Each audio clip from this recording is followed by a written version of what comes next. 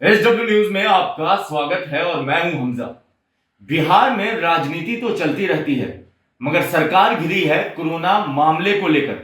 Corona मौत का जो आंकड़ा सरकार ने एक हफ्ते पहले तक दिया था, उसके बाद हाई कोर्ट में कमेटी बैठती है और वो कमेटी जब एक आंकड़ा उसके सामने आता है, वो आंकड़ा अचानक से एक दिन में 4000 से ज्यादा मौत का आंकड़ा सरकार पेश करती है।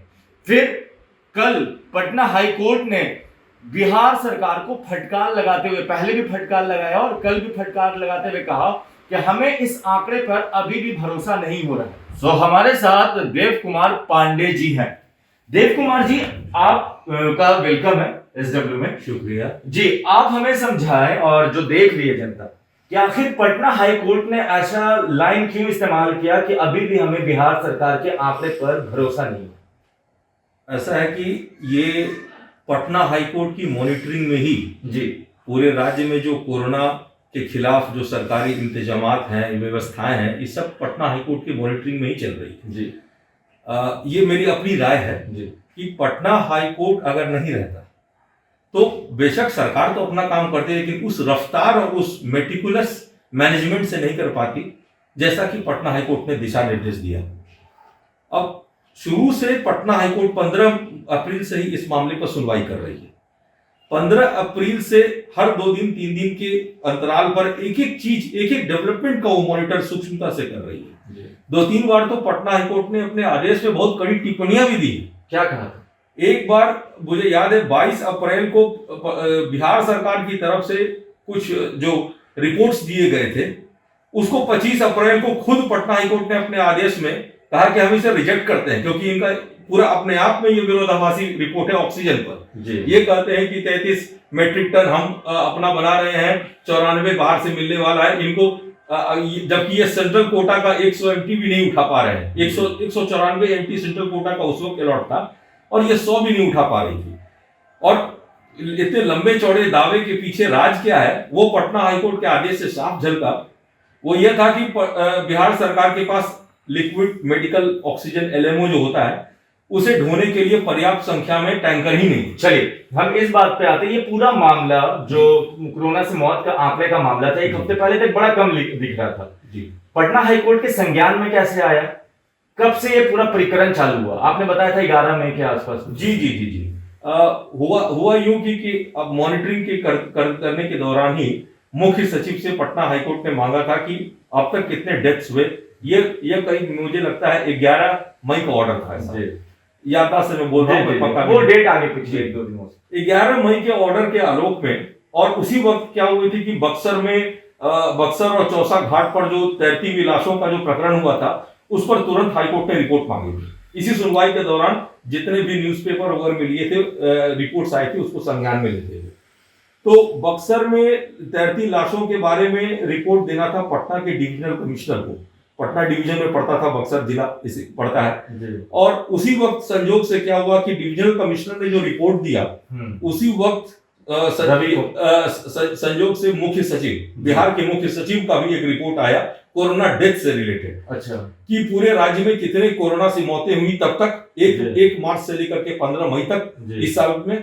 और उसमें मेन आशा यही था हाईकोर्ट का कि ये सेकंड वेव कितना ज्यादा खतरनाक था और कितने लोगों को अपने लपेटे में लिया और कितना सावधानी आगे बरतना है, यही आशय था हाईकोर्ट का। उसमें जो डेथ का जो आंकड़े आए थे, उसमें सबसे ज्यादा आश्चर्यजनक था कि वो जिलावार रिपोर्ट था, हर जिलों का अलग अलग दिया था। उसमें बक्सर जिला के लिए केवल 6 डेथ दिखाया गया था। अच्छा, यानी 1 मार्च 2021 से लेकर के करीब 15 मई तक मात्र 6 मौतें कोविड से बक्सर में हुई हैं, ऐसा मुख्य सचिव बिहार सरकार का कहना था। वही उसके विरोधाभासी में उसी समय जो पटना के डिविजनल कमिश्नर की रिपोर्ट आई थी, उसमें था कि 4 से 14 मई के बीच में करीब 789 लाशें जल गई हैं बक्सर में। जी, सिर्फ बक्सर के स्मशान घाट में। ठीक है। ये दोनों विरोधाभासी रिपोर्ट को देखते ही हाईकोर्ट बौखला गई।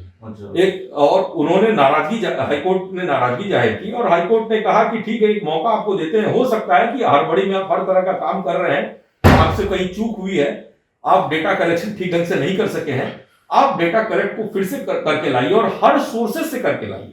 आपका सोर्सेस क्या क्या है, आप आपको सिर्फ जो राज्य स्वास्थ्य समिति का पोर्टल में जितने मृत्यु होती है सिविल सर्जन डाल देते हैं, उससे आ जाता है। प्राइवेट हॉस्पिटल है, होम आइसोलेशन सेंटर है, कितने लोग घर में थे लेकिन बूढ़े थे, मर गए। ये सब आप कहां से डेटा कलेक्ट कर रहे हैं, कैसे कर रहे हैं, सब बताइए, सारे विवरण दीजिए। उसके बाद उम्मीद थी, या एक आम जनता के रूप में हम ऐसा सोच रहे हैं, तो हाईकोर्ट की भी शायद उम्मीद थी कि हो सकता है कि डेटा कलेक्शन करके लाएंगे तो ये जो वेरिएशन होगा, जो करीब 4000 मौतें थी, मृत्यु हुए थे मई महीने तक में, उसमें कुछ वेरिएशन 500 1000 का आंकड़ा हो सकता है, कुछ आगे पीछे हो सकता है, लेकिन ये वेरिएशन करीब 4000 का गया। अच्छा, हाँ। ये जब 8 जून की रिपोर्ट जो हुई है सरकार की, इसमें दिखाया गया है कि 3951 मौतें चूक गई थी, ये चूक हुई थी इसको कलेक्ट करने में। यही नहीं, उसी वक्त दैनिक भास्कर ने, जब ये 8 जून का आंकड़ा है, तो दैनिक भास्कर ने भी एक रिपोर्ट दिया था कि पटना में कहा तो 1000 के आसपास मौतें दिखाई जा रही है, जबकि 1200, जबकि ये बढ़ करके जो ये दूसरा जो रिवाइज्ड आंकड़ा आया है, ये करीब 2800 के आसपास है। चलिए, जबकि दैनिक भास्कर ने एक क्लेम भी किया था कि ये जो रिवाइज्ड आंकड़ा भी, यह भी पर्याप्त नहीं है, क्योंकि स्मशान के रिकॉर्ड ही 3000 से ऊपर। जी, हमने भी किया था, तो सिर्फ बास घाट में 1000 से ऊपर शव जले थे। इसी तरह के दावों की चर्चा शुक्रवार को या उससे पहले वाली सुनवाई में भी हुई थी। तो सुनवाई के दौरान ही हाईकोर्ट को ऐसा लगा कि सरकार की तरफ से जो आंकड़ों को फिर से इकट्ठा किया गया है, वो भी पूरी तरह से कंप्लीट नहीं है। इसलिए हाईकोर्ट ने थोड़ी नाराजगी जताते हुए और अविश्वास जताते हुए मौखिक तौर पर कहा, अपने आदेश में तो अभी लिखा नहीं है, कोई ऑर्डर ऐसा आया नहीं है, उन्होंने मौखिक तौर पर कहा था सुनवाई के दौरान कि ये data it seems to be fishy and not accurate, ये वर्ड उन्होंने दिया। यानी उन्हें हाईकोर्ट को संदेहास्पद लगा। माननीय मुख्य न्यायाधीश संजय करोल साहब और न्यायमूर्ति एस कुमार साहब दोनों बैठे हुए थे, और दोनों ने ही बहुत नाराजगी व्यक्त की। एस कुमार साहब, न्यायमूर्ति एस कुमार साहब ने यह भी कहा कि अगर हाईकोर्ट ने आदेश नहीं दिया होता 17 मई को कि फिर से आंकड़ों को इकट्ठा करें, मृत्यु संबंधित आंकड़ों को, तब तो फिर ये इतना बड़ा सच छुपा ही रह जाता। तो 17 मई को हाईकोर्ट ने ही आदेश दिया था। जी, वो विरोधाभासी, जो 2 विरोधाभासी एफिडेविट हुए थे मुख्य सचिव और इसके बक्सर वाले मामले को लेकर के, उसी में 17 मई को स्पेसिफिक ऑर्डर था कि आप इमीडिएट, तो हाईकोर्ट ने जांच कमेटी बैठाई थी। जांच कमेटी ने ऐसा कहा था, उन्होंने कहा था कि आप जैसे भी हो आंकड़े से वेरीफाई करके, सत्यापित करके, और हर सोर्सेज से, जितने भी तरह के स्रोत हैं जहां जहां मौतें हुई हैं, हर सोर्सेज से उसको वेरीफाई करवा के तब एक रिवाइज रिपोर्ट लाए। तो उस आलोक में 17 तारीख के आदेश के आलोक में राज्य सरकार फौरन हरकत में आई, और 18 तारीख को ही ये जो अपर मुख्य सचिव स्वास्थ्य विभाग के हैं, उन्होंने आदेश दिया सभी सिविल सर्जन को कि हॉस्पिटल लेवल पर और जिला लेवल पर ये आंकड़े इकट्ठा करें, और इसके लिए एक समिति, एक्सपर्ट समिति बनावे, और उन्होंने एक फॉर्मेट भी जारी करवाया था। ये स्वास्थ्य महकमे की तरफ से एक फॉर्मेट जारी हुआ था, जिसमें जिला, तालुक, गांव, शहर, सबका नाम, पेशेंट का नाम, मरने वाले के परिजन का नाम। ये 8 जून को रिपोर्ट आई थी। उस तरह की जो फॉर्मेटिंग को जो भरा गया है, उसकी रिपोर्ट 8 जून को आई, जिसमें 3951 है। जी, बिल्कुल 3951, बिल्कुल 3951। अब ये क्या हुआ कि आज भी इस पर एक विशेष सुनवाई हुई है। अच्छा, और आज की सुनवाई में भी हाईकोर्ट ने अविश्वास ही जाहिर किया है। आज की सुनवाई जी, क्या कहा? आज की सुनवाई हालांकि डेथ पोर्टल पर हुई कि ये जो रजिस्ट्रार बैठते हैं बर्थ एंड डेथ को रजिस्टर करने के लिए, इसके लिए एक पोर्टल आप बिहार सरकार खुद क्यों नहीं बनाती है, ताकि ये मौत के आंकड़े में कोई घपला ना हो। अच्छा, पारदर्शिता बनी रहे। तो उसमें कुछ कानूनी रूप से कुछ टेक्निकल प्रॉब्लम सामने आ रहे हैं, क्योंकि ये जो रजिस्ट्रेशन होता है, ये केंद्र सरकार के कानून पर होता है, तो इस पर अभी मामला अटका हुआ है। लेकिन सुनवाई के दौरान ही मुख्य न्यायाधीश ने मौखिक तौर पर महाधिवक्ता जी को अनुरोध किया है कि ये जो 3951 का जो गैप आया है, इसको भी आप किस पैरामीटर, किस मानदंड के आधार पर पहुंचे हैं, आपका वर्क कितना कंप्लीट है, यह हाईकोर्ट देखना चाहेगी। अच्छा, इसीलिए एक एफिडेविट फिर से दें। तो बार-बार हाईकोर्ट एक तरह से फटकार लगा रही है, सरकार तो नाराजगी जाहिर कर रही है। अब ये कहते हैं ना मौखिक तौर पर ही कि सरकार के इस दिए हुए आंकड़े पर भी उन्हें विश्वास नहीं होता। कल तो उन्होंने कहा था, ये मौखिक कहा था उन्होंने। ये जनता में मैसेज कैसे जाता है? देखिए, जनता को अब एक ही है कि मुझे ऐसा लगता है कि जनता के लिए अब त्राहिमाम सिर्फ अदालत ही है। एक तो अदालत फंक्शन नहीं कर पा रही है इसी वजह से, क्योंकि कोरोना है। और ये जो जनहित याचिका है, शिवानी कौशिक नाम की एक लॉ की स्टूडेंट है। अच्छा। उसने बहुत पहले पिछले साल ही एक लेटर लिख करके गुहार लगाया था कि कोरोना नया बीमारी है, इसको टैकल करने के लिए जो भी सरकारी कदम उठाया है सो ठीक है, लेकिन जो लोग फाइट कर रहे हैं जैसे पुलिस पर्सनल्स, डॉक्टर्स, उनकी सुरक्षा कैसे हो। अच्छा। तो ये एक लॉ की छात्रा का ऐसा रुख देखते हुए, एक इस पर स्वतः संज्ञान लेते हुए उसके लेटर पर एक पिछले साल ही शिवानी कौशिक ने याचिका डाला था। उसके चिट्ठी पर एक स्वतः दायर हुआ। अच्छा, स्वतः दायर जी। उसी पीआईएल पर फिर 2021 में फिर से एक नया पीआईएल खड़ा हुआ जो खुद हाईकोर्ट का स्वतः दायर करने का, हाईकोर्ट ने खुद। जी। ये भी शिवानी कौशिक के नाम से ही चल रहा है और इसी मामले में ही अब कोरोना का मामला मॉनिटरिंग हो रही है। इसके साथ 2 और मामले जुड़े हुए हैं। गौरव कुमार सिंह भी एक लॉ स्टूडेंट है, उसने भी इस मामले में याचिका दायर किया, लेकिन ओरिजिनल शिवानी कौशिक को ही लेकर के चल रहा है। तो शिवानी कौशिक वाले मामले में हाईकोर्ट का जो रुख है उसमें शुरू से 15 तारीख से जो हाईकोर्ट ने आदेश देना शुरू किया है, मॉनिटरिंग करनी शुरू की है, उसमें साफ साफ कह दिया है ये देखिए ये कार्यपालिका का फंक्शन है, हेल्थ देखना, सैनिटेशन देखना, लोगों को अस्पताल और ऑक्सीजन मुहैया कराना, ये हाईकोर्ट का काम नहीं है। यह अगर काम हाईकोर्ट करेगी तो फिर न्याय कहां करेगी? इतने लंबित केसेस हैं उनको कैसे करेगी? लेकिन जैसी सिचुएशन थी, जैसी विस्फोटक सिचुएशन हो गई थी कोरोना की, खुद हाईकोर्ट के ऑर्डर में लिखा हुआ है कि ऐसा लगता है कि सरकार से यह संभव नहीं हो पा रहा है। हर तरफ से अफरा तफरी मची हुई थी, ऑक्सीजन की कमी, बेड की कमी, लोग इधर से उधर दौड़ रहे हैं, मरने वाले की संख्या बढ़ती जा रही है, जैसा कि न्यूज रिपोर्ट्स में आ रहा था। इसीलिए हाईकोर्ट ने संविधान की अनुच्छेद 21 की रक्षा करने के लिए, क्योंकि वो संविधान का अनुच्छेद 21 हमारे जीवन के बचाव को ही मौलिक अधिकार है, हमारे जीवन जीने का, हमारे जीवन जीने का और जीवन की रक्षा का हमें खुद बुनियादी अधिकार है, उसकी रक्षा करने के लिए, हमारे बुनियादी अधिकार की रक्षा करने के लिए मजबूरन ये काम हाईकोर्ट कर रही है, अपने आदेश में लिख चुकी है। तो इस मुद्दे पर हमारे साथ बात करने के लिए कांग्रेस प्रवक्ता राजेश राठौर है। राजेश राठौर जी, हाईकोर्ट ने भी कह दिया कि अब सरकार के दिए हुए आंकड़ों पर भरोसा नहीं है।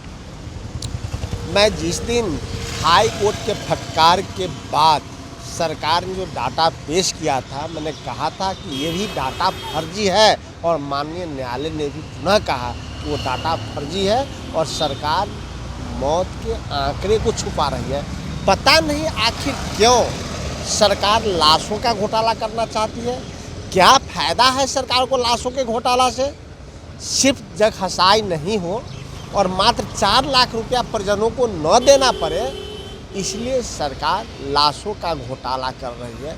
सरकार बताए कि लाशों के घोटाले से उनके कितने खजाने खाली भर जाएंगे, या जग जाहिर हो जाएगा तो कितने खजाने के पैसे खाली हो जाएंगे। आप ये कह रहे हैं कि सरकार सिर्फ इसलिए लाशों का आंकड़ा, सही आंकड़ा नहीं बता रही कि पैसे देने पड़ेंगे, जो 4 लाख मुआवजे की बात है। निश्चित तौर पे सरकार उस 4 लाख को बचाने के लिए मौत के आंकड़े को छुपा रही है।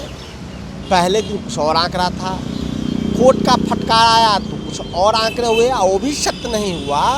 तो आखिर क्यों बिहार सरकार लाशों का घोटाला कर रही है? लाशों के घोटाले के अंदर पैसों का घोटाला चलेगा।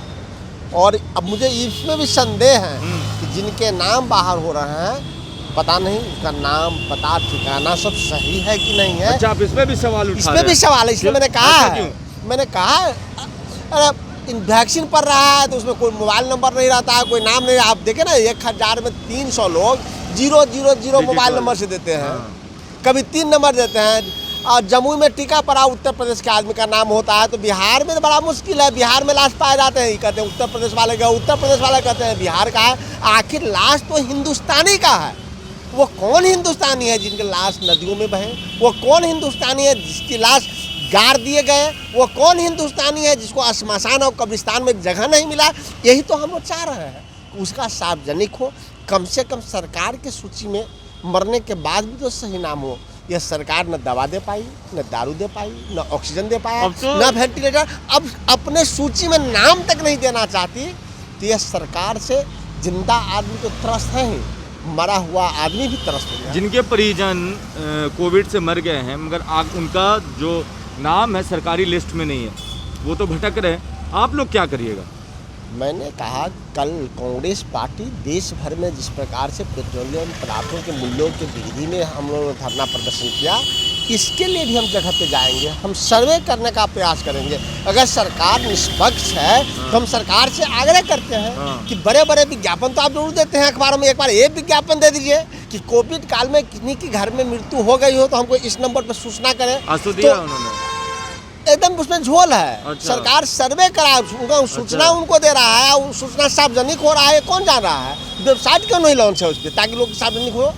तो सरकार अभी मौत के आंकड़ों में बड़ा झोल है। और क्यों झोल है वो एक बार सरकार बता दे। हाई कोर्ट ने संज्ञान लिया ना, आप लोग भी तो कुछ कर नहीं रहे थे, कैसे जनता आप लोग पे भरोसा कर लेगी?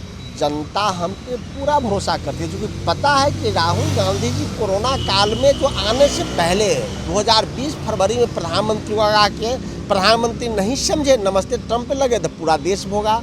इस बार भी राहुल गांधी जी आगाह कर रहे थे कि कोरोना से सुनामी आने वाला है, आर्थिक सुनामी आने वाला है, कोरोना की लहरें फिर आएंगी, लेकिन प्रधानमंत्री जी को समझ नहीं था, बंगाल चुनाव में चले गए मुख्यमंत्री बनने।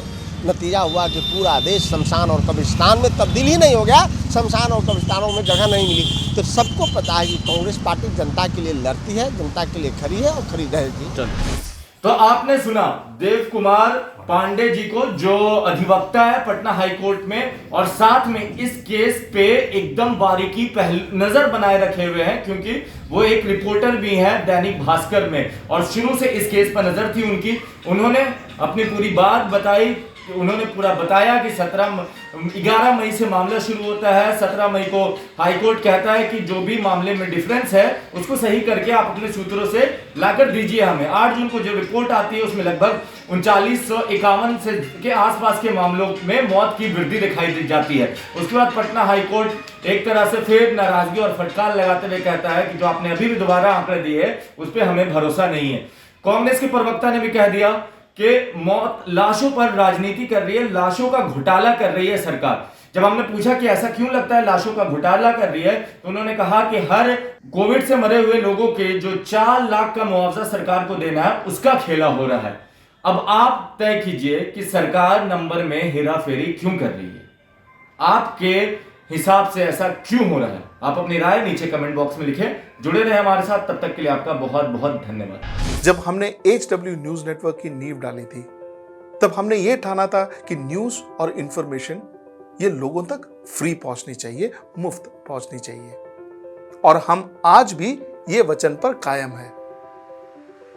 पर जैसे आपको मालूम है न्यूज चैनल चलाने के लिए पैसों की जरूरत है, तो हमको सबको न्यूज फ्री पहुंचाने के लिए कुछ मेंबर्स और कुछ सपोर्टर्स की जरूरत है। जी हाँ, मेरी आप सबसे गुजारिश कि आप सब HW न्यूज हिंदी की मेंबरशिप को ग्रहण करें। ये सदस्यता स्वैच्छिक है, यानी कि आप अपनी मर्जी के मुताबिक इसे ग्रहण कर सकते हैं, क्योंकि अगर आप इसे ग्रहण नहीं भी करते तब भी आपको HW न्यूज हिंदी के तमाम कार्यक्रम मिलते रहेंगे। मगर अगर आप चाहते हैं कि आजाद न्यूज जो है वो मजबूत हो, अगर आप चाहते हैं कि वो न्यूज जो सत्ता से सवाल पूछती है वो मजबूत हो, तो जरूर बने HW न्यूज हिंदी के सदस्य। जो लोग हमारे 89 रुपए प्रति महीने वाले कार्यक्रम से जुड़ेंगे उनके लिए HW न्यूज का बैच विश मिलेगा। साथ ही साथ उन लोगों को हमारे एक्सक्लूसिव पोल्स में भी शामिल होने का मौका मिलेगा। इसके अलावा हमारा जो दूसरा मेंबरशिप कार्यक्रम है वो 199 रुपीस प्रति महीने का है, यानी कि 199 रुपए प्रति महीने। और इस प्रोग्राम में हमारे जो मेंबर्स हैं उन्हें 99 रुपए के प्रोग्राम वाले सभी चीजें तो मिलेंगी। इसके अलावा बिजनेस से जुड़ी हुई बातें भी हम करेंगे। हमारे एक्सपर्ट अखिलेश भार्गव से आप बिजनेस से जुड़े हुए अपने सवाल भी पूछ सकते हैं। हम उम्मीद करेंगे कि आप इस निष्पक्ष पत्रकारिता की राह में हमें पूरी तरह से योगदान देंगे। अब खबरें पाइए सबसे पहले हमारे मोबाइल न्यूज एप्लीकेशन पर।